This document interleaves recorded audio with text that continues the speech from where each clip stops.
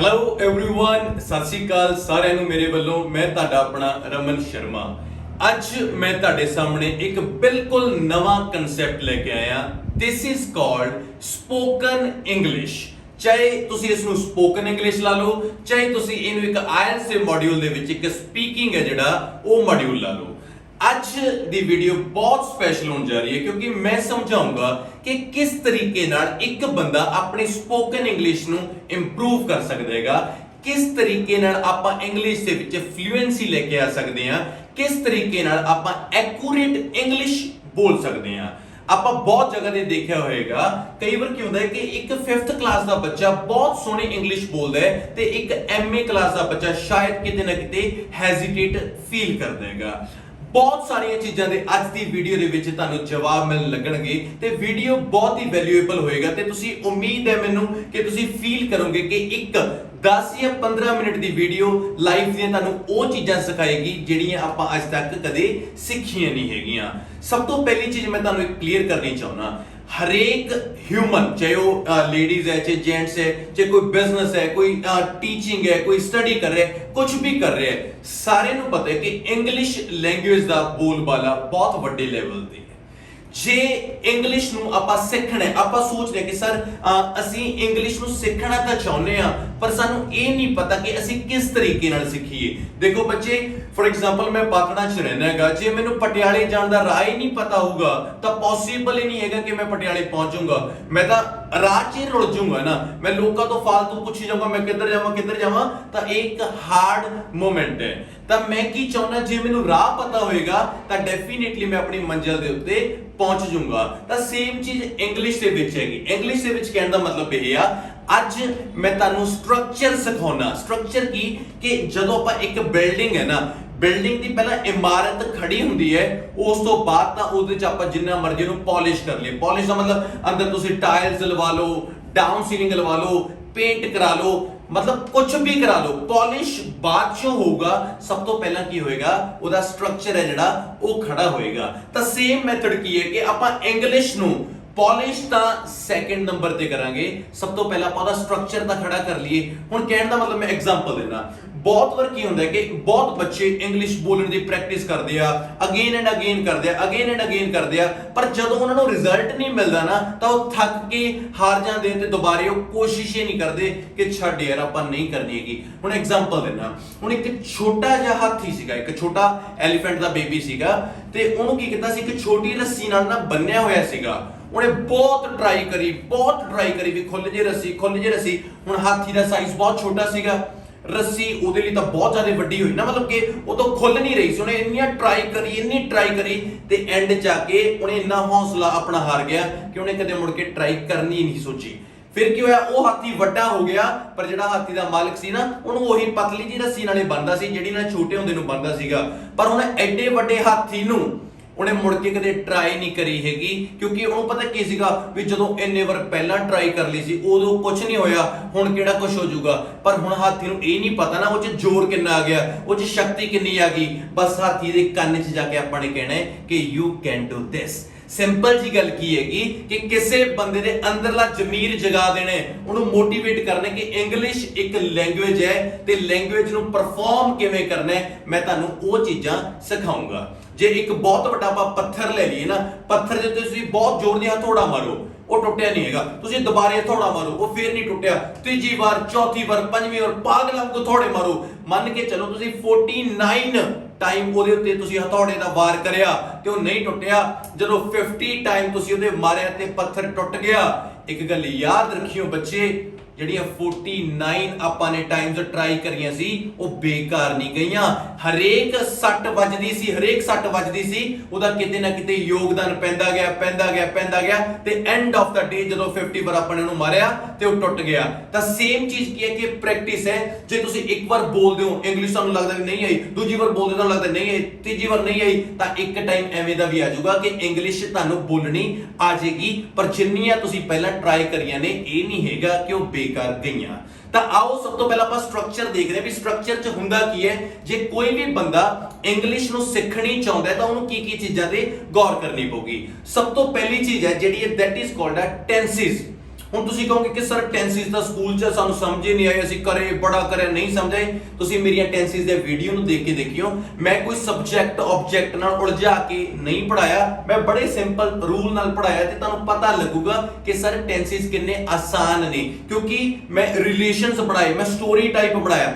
ਅੱਜ ਸਾਰਿਆਂ ਨੂੰ ਪਤਾ ਹੈ ਕਿ ਕਿਹੜੀ ਫਿਲਮ ਦੇ ਵਿੱਚ ਸਨੀ ਦਿਓਲ ਨੇ ਨਲਕਾ ਪੱਟਿਆ ਸੀ ਤੇ ਆਪਾਂ ਕੋਈ ਨੋਟਸ ਨਹੀਂ ਬਣਾਏ ਤੇ ਹਰੇਕ ਦੇ ਦਿਮਾਗ 'ਚ ਪਤਾ ਕੀ ਆ ਗਿਆ, ਗਦਰ, ਤੇ ਉਹ ਕਿੰਨੇ ਸਾਲ ਪੁਰਾਣੀ ਸੀ ਕਿਉਂਕਿ ਇਹ ਪਰਮਾਨੈਂਟ ਮੈਮਰੀ ਦੇ ਵਿੱਚ ਉਹ ਚੀਜ਼ ਸੇਵ ਹੈ। ਤਾਂ ਸੇਮ ਮੈਥਡ ਕੀ ਹੈ ਕਿ ਮੈਂ ਟੈਂਸਿਸ ਨੂੰ ਵੀ ਪਰਮਾਨੈਂਟ ਮੈਮਰੀ ਦੇ ਵਿੱਚ ਸੇਵ ਕਰਨ ਦੇ ਲਈ ਇੱਕ ਕਹਾਣੀ ਦੇ ਰੂਪ 'ਚ ਬਣਾ ਲਿਆ ਤੇ ਬੱਚੇ ਉਹਨੂੰ ਬਹੁਤ ਅੱਛੇ ਤਰੀਕੇ ਨਾਲ ਸਿੱਖ ਸਕਦੇ ਆ। ਤਾਂ ਸਭ ਤੋਂ ਪਹਿਲੀ ਚੀਜ਼ ਜੇ ਇੰਗਲਿਸ਼ ਨੂੰ ਸਿੱਖਣਾ ਹੈ ਤਾਂ ਤੁਹਾਨੂੰ ਟੈਂਸਿਸ ਦਾ ਪਤਾ ਹੋਣਾ ਚਾਹੀਦਾ ਕਿ helping verb do, does, is, am, are, has, have, ਕਿਉਂਕਿ ਕਈ ਵਾਰ ਕੀ ਹੁੰਦਾ ਕਿ ਕੋਈ ਬੰਦਾ ਟਾਕ ਕਰਦਾ ਕਦੇ ਪ੍ਰੈਜ਼ੈਂਟ 'ਚ ਵਗ ਗਿਆ, ਕਦੇ ਪਾਸਟ 'ਚ ਵਗ ਗਿਆ, ਕਦੇ ਫਿਊਚਰ 'ਚ ਵਗ ਗਿਆ, ਤਾਂ ਇਹ ਬਹੁਤ ਹਾਰਡ ਹੈ। ਤਾਂ ਪਹਿਲੀ ਨੌਲੇਜ ਕੀ ਹੈ, ਟੈਂਸਿਸ।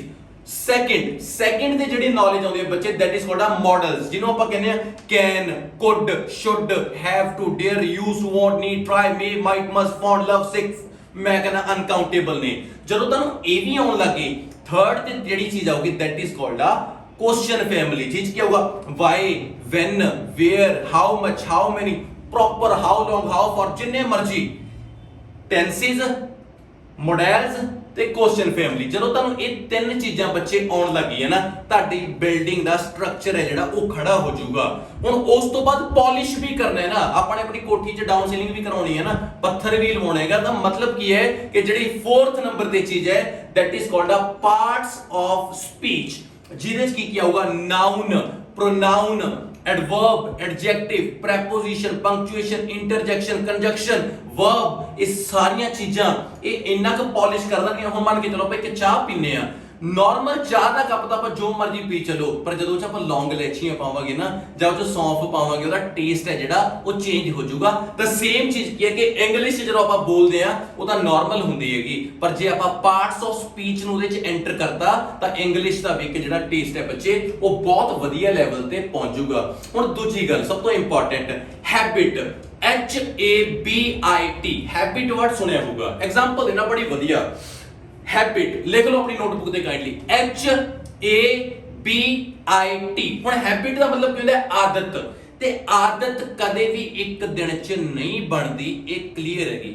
हैबिट कदे भी सिंगल डे दे विच नहीं बनदी। एग्जांपल देना, मान के चलो 5 शराबी बैठे आ, 5 शराबी, तुहाडा रमन, शरीफ, सॉरी सोफी है ना, मैं लंघ रहा कोलों दे, अचानक क्या होया, आवाज मारी, हेलो रमन सर इधर आओ।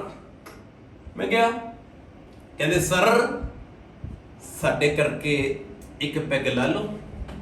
मैं कहा ना ना भरावा, मैं पंडित बंदा, मैं कित्थों पीना। वो कहंदे नहीं सर प्लीज साडे करके जिवें मर्जी, जो मर्जी, जा मर्जी। मैं बड़ी ना नुक्कर करी, घर दे लड़नगे, ये लड़नगे, वो लड़नगे, पर उन्होंने इन्ना धक्का करया। मैं पता की किया, मैं कहा पता है कर, फिर कोक लेके थोड़ी जी पा दे विच, बस ज्यादा ना भाई। कहना चलो ठीक है, उन्होंने पियाई, मैनू करंट च आया, थोड़ा वधिया लग्या, मैं पी के भग गया। हुण गौर नाल सुनियो, मैं चीज जिहड़ी सिखाउण लग्या तुहानू लाइफ च कदे स्कूल च नहीं सिखी होगी, जिहड़ी चीज मेरी बॉडी दे विच कदे नहीं गई सी, उस चीज दा मैंने अपनी बॉडी च पता की कर लिया, बिट, BIT, बिट। बिट पता क्या है, थोड़ा जा, जो आपां कहने लिटिल बिट, थोड़ा जा। 2-4 दिन फिर लंघे, ਉਹ ਫਿਰ ਟੋਲਾ ਮੇਰਾ ਉਵੇਂ ਬੈਠਾ ਸ਼ਰਾਬੀਆਂ ਦਾ, ਮੈਂ ਫਿਰ ਕੋਲੋਂ ਦੀ ਲੰਘਿਆ, ਮੈਨੂੰ ਆਵਾਜ਼ ਮਾਰੀ, ਰਮਨ ਸਰ ਇਧਰ ਆ ਜਾਓ। ਮੈਂ ਗਿਆ ਤੇ ਯਕੀਨ ਕਰੋ ਏਤਕੀ ਮੈਂ ਜ਼ਿਆਦੇ ਹਾੜੇ ਨਹੀਂ ਕਢਵਾਏ ਉਹਨਾਂ ਦੇ, ਹੈ। ਤੇ ਦੂਜੀ ਗੱਲ ਮੈਂ ਉਹਨੂੰ ਪਤਾ ਕੀ ਆ, ਮੈਂ ਕਿਹਾ ਕੋਕ ਰਹਿਣ ਦੀ, ਨੀਟੇ ਆਉਣ ਦੇ, ਕੋਕ ਰਹਿਣ ਦੀ ਨੀਟ, ਕਿਉਂਕਿ ਮੈਨੂੰ ਪਿਛਲੀ ਵਾਰ ਥੋੜਾ ਵਧੀਆ ਲੱਗਿਆ ਸੀਗਾ। ਹੁਣ ਕੀ ਹੋ ਗਿਆ, ਮੈਂ ਲਾਇਆ, ਮੈਨੂੰ ਫਿਰ ਵਧੀਆ ਲੱਗਿਆ, ਕਿਉਂਕਿ ਪਤਾ ਕੀ ਹੋ ਗਿਆ, ਹੁਣ ਪਹਿਲਾਂ ਬਿਟ ਸੀ ਨਾ, BIT ਬਿਟ, ਹੁਣ ਕੀ ਹੋ ਗਿਆ, ਬਿਟ। ਬਿਟ ਕਹਿੰਦਾ ਥੋੜਾ ਜਿਹਾ ਹੋਰ, ਪਹਿਲਾਂ ਬਿਟ ਸੀਗਾ, ਫਿਰ ਕੀ ਹੋ ਗਿਆ, ਬਿਟ। 4-5 ਦਿਨ ਫੇਰ ਲੰਘੇ ਤੇ ਮੈਂ ਕੋਲੋਂ ਲੰਘ ਰਿਹਾ, ਬੰਦੇ ਉੱਥੇ ਫੇਰ ਬੈਠੇ ਆ, ਪਰ ਅੱਜ ਉਹਨਾਂ ਕੋਲੇ ਬੋਤਲ ਹੈ ਨਹੀਂ ਗੀ, ਤੇ ਮੈਂ ਮਾਰਿਆ ਇਸ਼ਾਰਾ, ਮੈਂ ਕਿਹਾ ਸੋਨੇ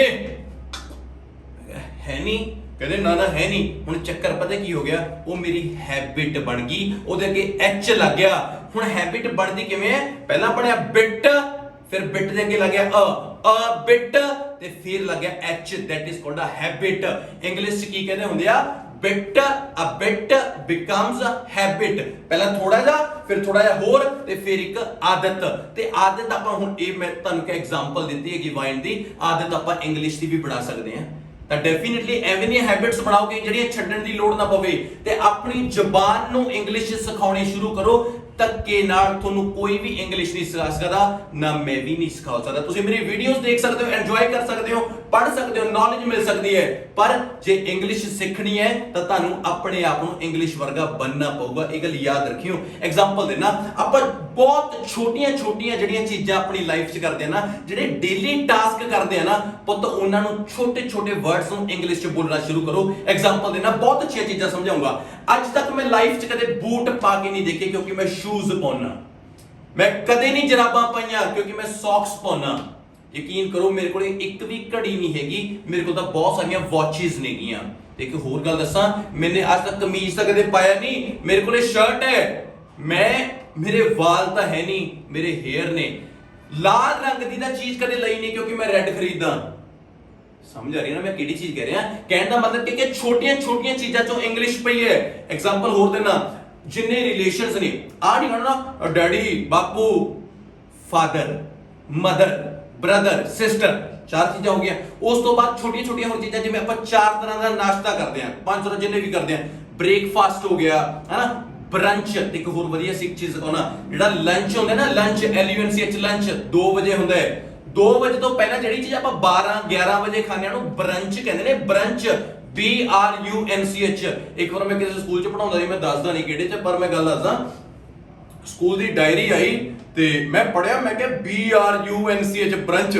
ਮੈਂ ਨਾ ਆਪਦੇ ਨੰਬਰ ਕੁੱਟਣ ਦਾ ਮਾਰਾ ਮੈਂ ਪ੍ਰਿੰਸੀਪਲ ਕੋਲ ਗਿਆ, ਕਿਉਂਕਿ ਮੈਂ ਇੰਗਲਿਸ਼ ਦਾ ਟੀਚਰ ਸੀ ਨਾ। ਮੈਂ ਭੱਜਿਆ, ਮੈਂ ਕਿਹਾ ਮੈਡਮ ਲੰਚ ਦੇ ਸਪੈਲਿੰਗ ਗਲਤ ਨੇ। ਉਹਨੇ ਪਹਿਲਾਂ ਮੇਰੇ ਕੋਲ ਬੜਾ ਕੌੜਾ ਜਿਹਾ ਦੇਖਿਆ, ਕਹਿੰਦੀ ਕੁਝ ਨਹੀਂ ਹੋ ਸਕਦਾ ਤੇਰਾ, ਕਿਉਂਕਿ ਦਾ ਰੀਜ਼ਨ ਲੰਚ ਇੱਕ ਅੱਡ ਵਰਡ ਹੈ ਪੁੱਤ, ਤੇ ਬ੍ਰੰਚ ਅੱਡ ਹੈ। ਮੈਂ ਕੱਚਾ ਜਿਹਾ ਹੋ ਕੇ ਬਾਹਰ ਆ ਗਿਆ। ਹੁਣ ਕਹਿਣ ਦਾ ਮਤਲਬ ਕੀ ਹੈ ਕਿ ਆਪਾਂ ਹੌਲੀ ਨੌਲੇਜ ਹੈ ਜਿਹੜੀ ਪੁੱਤ ਉਹ ਸਿੱਖਦੇ ਰਹਾਂਗੇ। ਹੁਣ ਕਦੇ ਇਹ ਨਹੀਂ ਕਹਿਣਾ ਦੁਪਹਿਰੇ ਰੋਟੀ ਖਾ ਲਓ, ਆਪਾਂ ਕਹਿੰਦੇ ਲੰਚ ਕਰ ਲਓ, ਰਾਤ ਨੂੰ ਖਾ ਲਓ, ਆਪਾਂ ਕਹਿੰਦੇ ਡਿਨਰ ਕਰ ਲਓ। ਬਹੁਤ ਛੋਟੀਆਂ ਚੀਜ਼ਾਂ। ਕਿੰਨੇ ਫਰੂਟ ਖਾਂਦੇ ਆ, ਸਾਰੇ ਫਰੂਟਸ ਦੇ ਨਾਮ ਨਾ ਇੰਗਲਿਸ਼ 'ਚ ਲਿਖਣੇ ਸ਼ੁਰੂ ਕਰੋ। ਕਿੰਨੇ ਕਲਰਸ ਨੇ, ਟਰਾਈ ਕਰੋ ਕਿ ਉਹਨਾਂ ਨੂੰ ਇੰਗਲਿਸ਼ 'ਚ ਬੋਲਣਾ। ਕਦੇ ਇਹ ਨਾ ਕਹੋ ਕਾਲਾ, ਲਾਲ, ਪੀਲਾ, ਸੰਤਰੀ, ਖੱਟਾ, ਸਮੈਲਾ ਯੂਜ਼ ਕਰਿਆ ਕਰੋ ਨਾ, ਬਲੈਕ, ਰੈਡ, ਯੈਲੋ, ਬਲੂ। ਬਹੁਤ ਇੰਗਲਿਸ਼ 'ਚ ਇੰਪਰੂਵਮੈਂਟ। ਸਬਜ਼ੀਆਂ, ਤੁਸੀਂ ਇੱਕ ਟ੍ਰਿਕ ਕਰਕੇ ਦੇਖੋ ਮੇਰੀ, ਆਪਣੀ ਨੋਟਬੁੱਕ ਚੱਕ ਲਓ ਤੇ ਵੀਡੀਓ ਕਰ ਲਓ ਪਾਉਜ਼। ਤੇ ਸਭ ਤੋਂ ਬੈਸਟ ਚੀਜ਼ ਦੇਣਾ, ਟਾਈਮਰ ਦੇਖ ਲਓ, ਕਿਤੇ ਕਲੌਕ ਤੇ ਦੇਖ ਲਓ, 1 ਮਿੰਟ ਦਾ ਟਾਈਮ ਹੈ। You have 1 minute time. ਜਿੰਨੇ ਫਰੂਟਸ ਨੇਮ ਤੁਹਾਨੂੰ ਇੰਗਲਿਸ਼ 'ਚ ਆਉਂਦੇ ਨੇ ਕਾਈਂਡਲੀ ਉਹਨਾਂ ਨੂੰ ਲਿਖ ਲਓ। ਉਸ ਤੋਂ ਬਾਅਦ ਜਦੋਂ ਲਿਖ ਲਏ, ਅਗਲੇ 1 ਮਿੰਟ ਦਾ ਟਾਈਮ ਲੈਣਾ ਹੈ, ਜਿੰਨੇ ਇੰਗਲਿਸ਼ 'ਚ ਵੈਜੀਟੇਬਲ ਨੇਮ ਨੇ ਸਾਰੀਆਂ ਲਿਖ ਲਓ। ਥਰਡ ਤੇ ਕੀ ਕਰਨਾ ਹੈ, ਫਿਰ 1 ਮਿੰਟ ਦਾ ਟਾਈਮ ਲੈਣਾ ਹੈ, ਜਿੰਨੇ ਕਲਰਸ ਨੇਮ ਨੇ ਸਾਰੇ ਉਹਨੇ ਇੰਗਲਿਸ਼ 'ਚ ਲਿਖ ਲਓ। ਤੁਹਾਨੂੰ ਪਤਾ ਲੱਗ ਜਾਊਗਾ ਕਿ ਤੁਹਾਨੂੰ ਵੋਕੈਬਲਰੀ ਕਿੰਨੀ ਕੁ ਆਉਂਦੀ ਹੈ ਤੇ ਤੁਹਾਨੂੰ ਇੰਗਲਿਸ਼ ਦੀਆਂ ਕਿੰਨੀਆਂ ਚੀਜ਼ਾਂ ਆਉਂਦੀਆਂ ਨੇ। ਕਮੈਂਟ ਸੈਕਸ਼ਨ 'ਚ ਜ਼ਰੂਰ ਦੱਸਿਓ ਕਿ ਸਾਨੂੰ ਇੰਗਲਿਸ਼ ਸਿੱਖਣ ਦੇ ਲਈ ਕਿਹੜੀਆਂ ਚੀਜ਼ਾਂ ਕਰੀਆਂ ਤੇ ਸਾਨੂੰ ਕੀ ਚੀਜ਼ਾਂ ਹੋ ਰਹੀਆਂ ਨੇ। ਹੁਣ ਜਦੋਂ ਇੱਕ ਬੂਟ ਹੈ ਨਾ, ਜੇ ਉਹਦੇ ਪਾਲਿਸ਼ ਲਾ ਕੇ ਰੱਖ ਦੋਗੇ ਉਹ ਕਦੇ ਨਹੀਂ ਚਮਕਦਾ। ਉਹਨੂੰ ਚਮਕਾਉਣ ਲਈ ਕੀ ਕਰਨਾ ਪਊਗਾ ਪੁੱਤ, ਰਗੜਨਾ ਪਊਗਾ। ਜਿੰਨਾ ਤੁਸੀਂ ਇਹਨੂੰ ਰੱਬ ਕਰੋਗੇ, ਜਿੰਨਾ ਇੰਗਲਿਸ਼ ਨੂੰ ਜ਼ਬਾਨ ਤੇ ਲੈ ਕੇ ਆਓਗੇ, ਛੋਟੇ ਵਰਡ ਤੋਂ ਇੰਗਲਿਸ਼ ਹੈ ਜਿਹੜੀ ਉਹ ਬਹੁਤ ਵੱਡੇ ਲੈਵਲ ਤੇ ਪਹੁੰਚ ਜੂਗੀ। ਕਿਉਂਕਿ ਇੱਕ ਗੱਲ ਯਾਦ ਰੱਖਿਓ, ਜਿਹੜਾ ਛੋਟਾ ਜਿਹਾ ਰਸਤਾ ਹੁੰਦਾ ਨਾ, ਇਹ ਜਾਂਦਾ ਇੱਕ ਵੱਡੇ ਸ਼ਹਿਰ ਨੂੰ ਵੀ ਨਿਕਲ ਜਾਂਦਾ ਹੈ। ਤਾਂ ਸੇਮ ਦਾ ਮਤਲਬ ਕਿ ਛੋਟੇ ਵਰਡ ਤੁਸੀਂ ਪਿਕ ਕਰਦੇ ਜਾਓਗੇ ਤਾਂ ਇੱਕ ਦਿਨ ਬਹੁਤ ਅੱਛੇ ਇੰਗਲਿਸ਼ ਦੇ ਤੁਹਾਨੂੰ ਸਪੋਕਨ ਬਹੁਤ ਅੱਛਾ ਜਿਹੜਾ ਤੁਹਾਡਾ ਕਲੀਅਰ ਹੋ ਜਾਊਗਾ। ਤੇ ਇੱਕ ਹੋਰ ਬੜੀ ਵਧੀਆ ਚੀਜ਼ ਦੱਸਦਾ ਬੱਚੇ, ਕ੍ਰੈਮਿੰਗ ਕਰਕੇ ਕੋਈ ਵੀ ਬੱਚਾ ਇੰਗਲਿਸ਼ ਨਹੀਂ ਸਿੱਖ ਸਕਦਾ। ਰੱਟਾ ਮਾਰ ਕੇ, ਰੱਟੇ ਵਾਲੀ ਲਾਈਨਾਂ, ਰੱਟਾ ਕਦੇ ਨਹੀਂ ਮਾਰਨਾ। ਜ਼ਿੰਦਗੀ ਦਾ ਰੂਲ ਯਾਦ ਰੱਖਿਓ ਰਮਨ ਸ਼ਰਮਾ ਦਾ। ਤੇ ਅਸਲ 'ਚ ਕੀ ਹੈ, ਸ਼ਾਰਟ ਸੈਂਟੈਂਸਿਸ ਨੂੰ ਯੂਜ਼ ਕਰਨਾ ਸ਼ੁਰੂ ਕਰੋ, ਕਿਉਂਕਿ ਆਪਾਂ ਆਪਣੀ ਨੋਟਬੁੱਕ ਤੇ ਤਾਂ ਬਹੁਤ ਸਿਖਾਤਾ ਨਾ। This is the time guys, we people need to polish our tongue, teach your tongue how to talk in English language। Example ਜੇ ਸਭ ਤੋਂ ਵੱਡੀ ਦੇਣਾ, ਛੋਟੇ sentences, I am Raman, I'm a teacher, I'm tired, I'm happy, what are you doing, please sit down, thank you very much, come here, may I go to drink water। ਇਹ ਗੱਲਾਂ ਰੱਟਾਂ ਮਾਰਨ ਵਾਲੀਆਂ ਨਹੀਂ ਹੈਗੀਆਂ, ਇਹ ਜ਼ੁਬਾਨ ਤੇ ਚੜਾਉਣ ਵਾਲੀਆਂ ਨੇ। ਤੁਸੀਂ ਆਪਣੇ ਆਪ ਡੇ ਬਾਈ ਡੇ ਦੇਖਿਓ, ਤੁਹਾਨੂੰ ਕਿੰਨਾ ਪੋਲਿਸ਼ ਕਰਨ ਤੋਂ ਬਾਅਦ ਤੁਹਾਨੂੰ ਪਤਾ ਲੱਗੂ ਵੀ ਸਰ ਇੰਗਲਿਸ਼ 'ਚ ਇੰਪਰੂਵਮੈਂਟ ਕਿਸ ਲੈਵਲ ਤੇ ਹੋ ਰਹੀ ਹੈ। ਛੋਟੇ ਹੁੰਦੇ ਨਾ ਪਹਾੜੇ ਬਹੁਤ ਸਿੱਖਿਆ ਕਰਦੇ ਜੀ, ਉੱਚੀ ਬੋਲਿਆ ਕਰੇ, 2 1 2 2 2 4 2 3 6। ਸਾਰਿਆਂ ਨੂੰ 2 ਦਾ ਪਹਾੜਾ ਆਉਂਦਾ, ਸਾਰਿਆਂ ਨੂੰ 3 ਦਾ ਆਉਂਦਾ, ਸਾਰਿਆਂ ਨੂੰ 4 ਦਾ ਆਉਂਦਾ, ਕਿਉਂਕਿ ਬਹੁਤ ਉੱਚੀ ਬੋਲ ਕੇ ਸਿੱਖਿਆ। ਪਰ ਤੁਹਾਡੇ ਚੋਂ ਬਹੁਤ ਰੇਅਰ ਬੱਚੇ ਨੇ ਜਿਨ੍ਹਾਂ ਨੂੰ 89 ਦਾ ਪਹਾੜਾ ਆਉਂਦਾ ਹੋਵੇ। The reason behind this ਕਿ ਪ੍ਰੈਕਟਿਸ ਨਹੀਂ ਕਰੀ ਹੈਗੀ। मैं हमेशा अपने बच्चे ਨੂੰ ਜਦੋਂ ਪੜਾਉਣਾ ਮੈਂ ਟਰਾਈ ਕਰਦਾ ਕਿ ਮੈਂ ਮੋਟੀਵੇਟ ਕਰਾਂ, ਬੱਚੇ ਦੇ ਅੰਦਰੋਂ ਡਰ ਖਤਮ ਕਰਾਂ ਤੇ ਇੰਗਲਿਸ਼ ਦਾ ਲੈਵਲ ਹੈ ਜਿਹੜਾ ਉਹਨੂੰ ਪਤਾ ਲੱਗੇ ਵੀ ਰਮਨ ਸਰ ਇੰਗਲਿਸ਼ ਬਹੁਤ ਸੌਖੀ ਹੈ। ਮੈਂ ਆਪਣੀ ਨੈਕਸਟ ਵੀਡੀਓ ਦੇ ਵਿੱਚ ਇੰਗਲਿਸ਼ ਦੇ ਫੈਕਟ ਲੈ ਕੇ ਆਉਂਗਾ ਤੇ ਅਗਲੀ ਵੀਡੀਓ ਦੇ ਵਿੱਚ ਮੈਂ ਸਪੀਕਿੰਗ IELTS ਦੀ ਸਪੀਕਿੰਗ ਕਿਵੇਂ ਪ੍ਰਿਪੇਅਰ ਕਰਨੀ ਹੈ, ਕਿਵੇਂ ਜ਼ੁਬਾਨ ਤੇ ਚੜਾਉਣੀ ਹੈ। ਅੱਜ ਦੀਆਂ ਮੈਂ ਛੋਟੀਆਂ ਗੱਲਾਂ ਜਿਹੜੀਆਂ ਤੁਹਾਨੂੰ ਸਮਝਾਈਆਂ ਨੇ ਨਾ, ਤੁਸੀਂ ਟਰਾਈ ਕਰਿਓ, ਤੁਹਾਨੂੰ ਬਹੁਤ ਜ਼ਿਆਦਾ ਹੈਲਪ ਹੋਏਗੀ। ਤੇ ਕਦੇ ਜਾਦੂ ਮੰਤਰ ਤਾਂ ਹੁੰਦਾ ਨਹੀਂ ਨਾ ਕਿ ਤੁਸੀਂ ਸਵੇਰੇ ਉੱਠੋ ਤੁਹਾਡੇ ਜ਼ੁਬਾਨ ਤੇ ਇੰਗਲਿਸ਼ ਚੱਲ ਰਹੀ ਹੋਵੇ, ਤੁਹਾਨੂੰ ਐਫਰਟਸ ਕਰਨੇ ਪੈਣਗੇ। ਤਾਂ ਰਿਕੁਐਸਟ ਇਹ ਹੈ ਕਿ ਆਪਣੇ ਐਫਰਟਸ ਅੱਜ ਤੋਂ ਸ਼ੁਰੂ ਕਰ ਦਿਓ ਬੱਚੇ, ਮੰਜ਼ਿਲ ਮਿਲ ਜੂਗੀ, ਅੱਜ ਨਹੀਂ ਤਾਂ ਕੱਲ ਨੂੰ ਮਿਲ ਜੂਗੀ। ਪਰ ਗੁੰਮਰਾਹ ਤਾਂ ਉਹ ਲੋਕ ਨੇ ਨਾ ਜਿਨ੍ਹਾਂ ਨੇ ਹਲੇ ਸ਼ੁਰੂ ਵੀ ਨਹੀਂ ਕਰਿਆ ਹੈਗਾ। ਤਾਂ ਮੈਂ ਰਿਕੁਐਸਟ ਕਰਦਾ ਤੁਹਾਡੇ ਸਾਰਿਆਂ ਦੇ ਪਿਆਰ ਨਾਲ YouTube ਫੈਮਿਲੀ ਬਹੁਤ ਵੱਡੀ ਹੋ ਗਈ ਆਪਣੀ ਤੇ ਆਪਾਂ ਇਹਨੂੰ ਬਹੁਤ ਹੋਰ ਪੀਕ ਤੇ ਵੀ ਲੈ ਕੇ ਜਾਵਾਂਗੇ। ਤਾਂ ਮੈਂ ਰਿਕੁਐਸਟ ਕਰਦਾ ਜਿੰਨੀਆਂ ਮੈਂ ਗੱਲਾਂ ਦੱਸੀਆਂ ਨੇ ਨਾ ਇਹਨਾਂ ਨੂੰ ਯੂਜ਼ ਕਰਕੇ ਦੇਖੋ, ਤੁਹਾਡੀ ਇੰਗਲਿਸ਼ ਦੇ ਵਿੱਚ ਇੰਪਰੂਵਮੈਂਟ ਆਉਣੀ ਸ਼ੁਰੂ ਹੋ ਜੂਗੀ। ਨੈਕਸਟ ਵੀਡੀਓ ਮੈਂ ਫੇਰ ਸਪੀਕਿੰਗ ਦੀ ਲੈ ਕੇ ਆਉਂਗਾ ਤੇ ਇਹਨਾਂ ਤੋਂ ਬਿਲਕੁਲ ਡਿਫਰੈਂਟ ਟਾਕ ਹੋਏਗੀ ਤੇ ਇੱਕ ਲੈਵਲ ਅਪ ਦੀ ਟਾਕ ਹੋਏਗੀ। So thank you very much, ਬਹੁਤ ਪਿਆਰ ਹੈ ਤੁਹਾਡੇ ਸਾਰਿਆਂ ਨਾਲ, ਬੜੀ ਰਿਸਪੈਕਟ, ਗੁੱਡ ਬਾਏ। ਜੇ ਚੈਨਲ ਸਬਸਕ੍ਰਾਈਬ ਨਹੀਂ ਕੀਤਾ ਤੇ ਜੇ ਵੀਡੀਓ ਵਧੀਆ ਲੱਗਦੀ ਹੈ ਤਾਂ ਚੈਨਲ ਸਬਸਕ੍ਰਾਈਬ ਕਰੋ, ਆਪਣੇ ਦੋਸਤਾਂ ਮਿੱਤਰਾਂ ਨਾਲ ਸ਼ੇਅਰ ਕਰੋ। ਤੇ ਅਗਲੀ ਗੱਲ, ਅਸੀਂ IELTS ਦੀਆਂ ਆਨਲਾਈਨ ਕਲਾਸਿਸ ਨੇ ਜਿਹੜੀਆਂ ਉਹ ਪ੍ਰੋਵਾਈਡ ਕਰਦੇ ਆ। ਇੰਡੀਆ ਦਾ ਟਾਈਮ ਹੈ 6 PM to 8 PM, ਹੋਰ ਕੋਈ ਟਾਈਮ ਨਹੀਂ ਹੈਗਾ। ਇਸ ਟਾਈਮ ਦੇ ਵਿੱਚ ਅਸੀਂ ਪ੍ਰੋਪਰ IELTS ਹੈ ਜਿਹੜਾ ਉਹ ਵੀ ਪੜਾਉਣੇ ਹੈਗੇ। ਤੇ ਬਹੁਤ ਜਲਦੀ ਮੈਂ ਸਪੋਕਨ ਇੰਗਲਿਸ਼ ਦਾ ਵੀ, ਕੱਲਾ ਸਿੰਗਲ ਸਪੋਕਨ ਇੰਗਲਿਸ਼ ਦਾ ਮੈਂ YouTube ਦੇ ਉੱਤੇ ਆਪਣਾ ਨਵਾਂ ਬੈਚ ਸ਼ੁਰੂ ਕਰੂੰਗਾ ਤੇ ਅਸੀਂ ਡੇਟ ਹੈ ਜਿਹੜੀ ਉਹ ਬਹੁਤ ਜਲਦੀ ਅਨਾਉਂਸ ਕਰਾਂਗੇ। ਸੋ ਤਦ ਤੱਕ ਦੇ ਲਈ ਸ਼ੁਕਰੀਆ, ਅਲਵਿਦਾ, ਬਹੁਤ ਪਿਆਰ, thank you very much, take care, good bye, Raman Sharma.